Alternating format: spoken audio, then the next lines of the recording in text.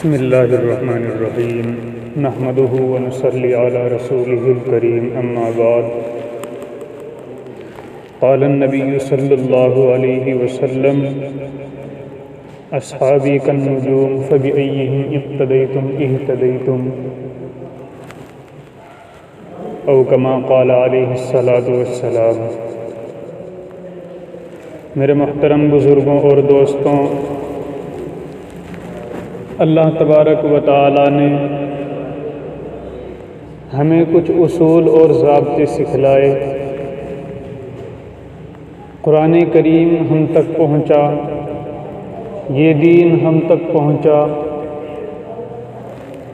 یہ دین ہم تک کن لوگوں کی قربانیوں سے پہنچا، کن لوگوں نے اس میں اپنا مال خرچ کیا، کن لوگوں نے اس دین کو ہم تک پہنچانے میں اپنی اولادوں کی، اپنی بیویوں کی اور خود اپنی جانوں کا نذرانہ پیش کیا۔ وہ ایک ایسی جماعت ہے کہ جس جماعت کو ہم حضرات صحابہ کرام کی جماعت کہتے ہیں۔ یہ وہ جماعت ہے کہ اس جماعت کے متعلق ہمارے نبی حضرت محمد صلی اللہ علیہ وسلم نے ارشاد فرمایا کہ اصحابی کالنجوم، کہ میرے تمام صحابہ، چاہے وہ صحابی چھوٹے درجے کا ہو یا بڑے درجے کا ہو، سب صحابہ کالنجوم، یہ سب صحابہ ستاروں کے مانند ہیں کہ ہر ستارے سے روشنی ٹپکتی ہے، ہر ستارے سے لوگ راستہ معلوم کرتے تھے۔ آج چونکہ گھڑیوں کا اور نقشوں کا رواج ہے، اس لیے پہلے زمانے میں لوگ ان ستاروں سے ہی وقت معلوم کرتے تھے کہ اس وقت کیا ٹائم ہوا ہے۔ پہلے زمانے میں لوگ ان ستاروں سے ہی راستہ معلوم کرتے تھے۔ تو ہمارے نبی صلی اللہ علیہ وسلم نے ارشاد فرمایا کہ اصحابی کالنجوم، میرے تمام صحابہ یہ ستاروں کے مانند ہیں۔ ان صحابہ میں سے جس کی بھی اطاعت کرو گے، فبأیہم اقتدیتم، جس صحابی کی بھی بات کو مانو گے، جس صحابی کو بھی اپنا نسب العین اور آئیڈیل بنا لو گے، اہتدیتم، تو اے لوگوں تم ہدایت پا جاؤ گے۔ ضروری نہیں کہ سب صحابہ کو نمونہ بنایا جائے، اگر ہم صرف ایک صحابی کو بھی اپنے لیے نمونہ بنا لیں تو بھی ہم کامیاب ہو جائیں گے، اور اگر ہم تمام صحابہ کی زندگی کو اپنی زندگی بنا لیں تو پھر تو ہماری زندگی ایک ایسے نورانی ماحول والی زندگی ہوگی کہ جو زندگی دین اسلام کے اندر مطلوب ہے۔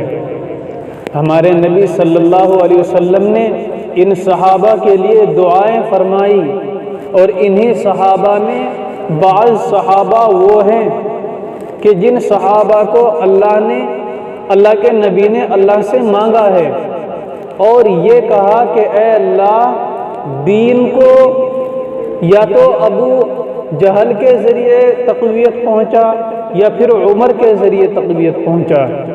تو ہمارے صحابہ میں حضرت عمر رضی اللہ عنہ جیسے صحابی موجود ہیں، اور یہ وہ عمر کہ جس راستے سے عمر گزر جاتے شیطان کی ہمت نہ ہوتی کہ اس راستے سے گزر جائے۔ یہی وہ عمر کہ جس کی منشا کے مطابق قرآن کریم نازل ہوتا۔ یہی وہ عمر کہ جب نبی صلی اللہ علیہ وسلم کے سامنے کوئی فریاد کرتے کہ اے اللہ کے رسول، عورتوں کے پردے کا مسئلہ اس طرح ہونا چاہیے، تو اللہ کے یہاں سے منشاء عمر کے مطابق فیصلے نازل ہوتے۔ ایسے یہ ہمارے صحابہ ہیں۔ انہی صحابہ کے متعلق ہمارے نبی نے ارشاد فرمایا کہ فبأیہم اقتدیتم اہتدیتم، اے لوگوں ان صحابہ میں سے تم جس صحابی کی بھی اقتدا کر لو گے، جس صحابی کی بھی بات کو مان لو گے، اہتدیتم، تم ہدایت پا جاؤ گے۔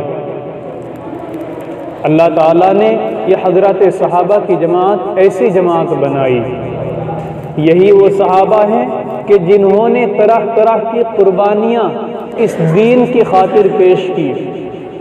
کسی صحابی نے اپنے سینے پر تیر کھایا، کسی صحابی نے کہیں پر تیر کھایا، کوئی صحابی اپنی گردن کٹا رہا ہے، کوئی صحابی اپنا ہاتھ کٹا رہا ہے، صرف اس خاطر یہ قربانیاں پیش کی جا رہی ہیں کہ کسی طریقے سے اللہ کا دین پوری دنیا میں مشہور، پوری دنیا میں رائج ہو جائے۔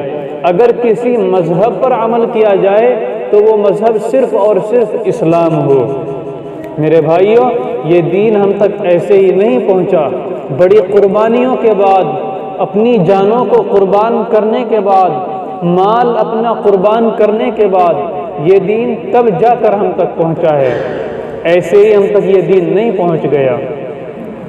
آج اسلام کو ضرورت ہے قربانیوں کی، ہر طرف اسلام کو للکارا جا رہا ہے۔ ایسا شاید کوئی ملک ہو جہاں پر اسلام کو للکارا نہ جا رہا ہو، ایسا شاید کوئی خطہ ہو جہاں پر مسلمانوں کو پریشان نہ کیا جا رہا ہو۔ تو میرے بھائیوں، اگر دین کی حفاظت چاہتے ہو، اگر مذہب کی حفاظت چاہتے ہو، اگر مسلمانوں کی حفاظت چاہتے ہو تو ایک ہونا لازمی ہے۔ جس طریقے سے تمام صحابہ ایک جماعت تھی، اسی طریقے سے ہم سب کو ایک جماعت بننا لازمی ہے، تبھی جا کر ہم کامیاب ہو سکتے ہیں۔ جس طریقے سے صحابہ کے متعلق ہمارے نبی نے ارشاد فرمایا تھا کہ تمام صحابہ ستاروں کے مانند ہیں، یا تو تمام صحابہ سے راہبری حاصل کر لو یا صرف ایک صحابی سے راہبری حاصل کر لو، تم کامیاب ہو جاؤ گے۔ یہ جماعت حقہ کہ جس کے متعلق نبی صلی اللہ علیہ وسلم نے بار بار کامیابی کا اعلان فرمایا، تو یہ صحابہ ہمارے لیے نمونہ ہیں۔ ہمیں ان صحابہ کی زندگی کو اپنانا چاہیے، ان صحابہ کے ایک ایک عمل کو ہمیں اپنانا چاہیے۔ یہ صحابہ وہ صحابہ ہیں کہ جنہوں نے نبی صلی اللہ علیہ وسلم کی زندگی کو اور خود آپ صلی اللہ علیہ وسلم کی اپنی مبارک آنکھوں سے دیکھا اور پھر ہم کو بتلایا کہ ہمارے نبی محمد صلی اللہ علیہ وسلم اس طریقے سے چلتے تھے، ہمارے نبی کے چلنے کا طریقہ یہ تھا، ہمارے نبی کے بیٹھنے کا طریقہ یہ تھا، جب کسی آدمی سے بات کرتے تو اس کا طریقہ یہ تھا، جب کھانا کھاتے تو اس کا طریقہ یہ تھا۔ زندگی کا ایسا کوئی بھی وقت اور کوئی بھی دور ایسا نہیں ہے کہ جس زندگی میں ہمارے لیے نمونہ ہمارا نبی نہ ہو۔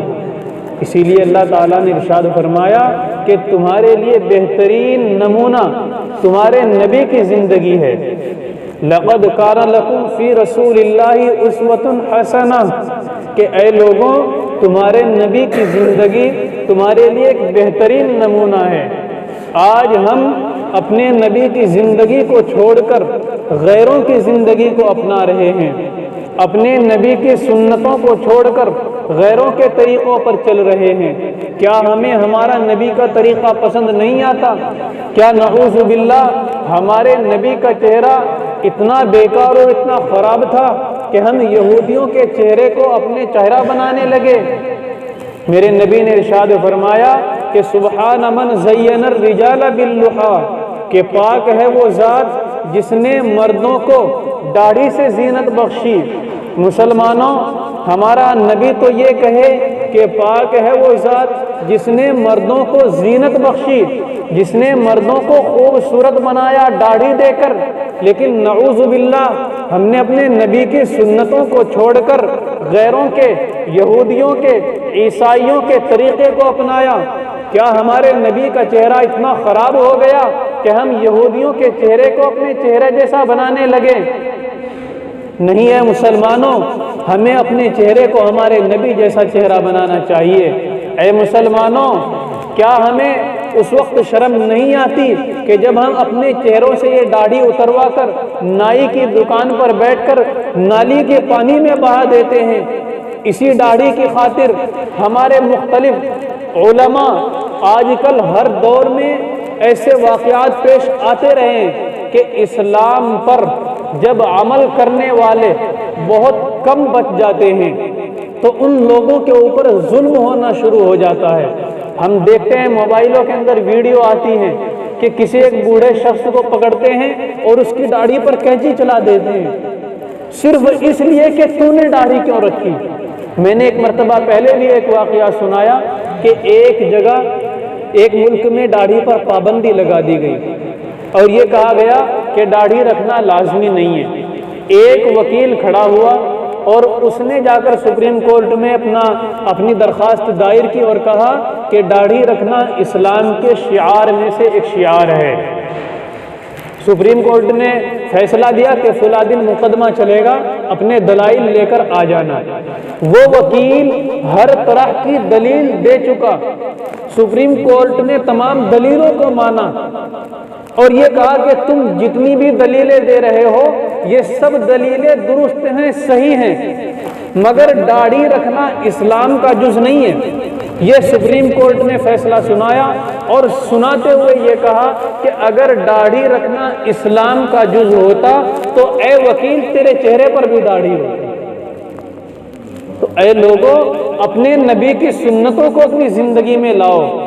ہمارے لیے نمونہ ہمارا نبی ہے، یہود و نصارہ ہمارے لیے نمونہ نہیں ہے۔ اگر ہم اپنے نبی کی زندگی کو اپنی جیسی زندگی بنا لیں گے، اگر ہم اپنی زندگی کو اپنے نبی جیسی زندگی بنا لیں گے تو ہم ہر طرف کامیاب ہوں گے۔ سڑکوں پر نکلتے ہیں، ٹرینوں میں بیٹھتے ہیں، بسوں میں بیٹھتے ہیں، وہاں پر ایک دو مسلمان نظر آتا ہے، ایسا نہیں ہے۔ اس بس کے اندر تقریباً 50% مسلمان ہوتے ہیں، مگر مسلمان ہونے کی جو نشانیاں ہیں، ٹوپی ہونا، داڑھی ہونا، یہ لباس جو ہمارے نبی کا لباس ہے، اس لباس کو پہننے والے اس بس کے اندر ایک دو ہوتے ہیں۔ اسی وجہ سے اس بس کے اندر یا ٹرین کے اندر اسی شخص پر حملہ کر دیا جاتا ہے۔ تو اے لوگوں، اپنی جمعیت کو اختیار کرو، اپنے نبی کے طریقوں کو اپنی زندگی میں بساؤ۔ یہی نبی کا طریقہ ہے جو ہماری دنیا اور آخرت میں کامیابی کا ذریعہ ہے۔ اللہ تبارک و تعالی عمل کی توفیق عطا فرمائے۔ سنتیں پڑھیں۔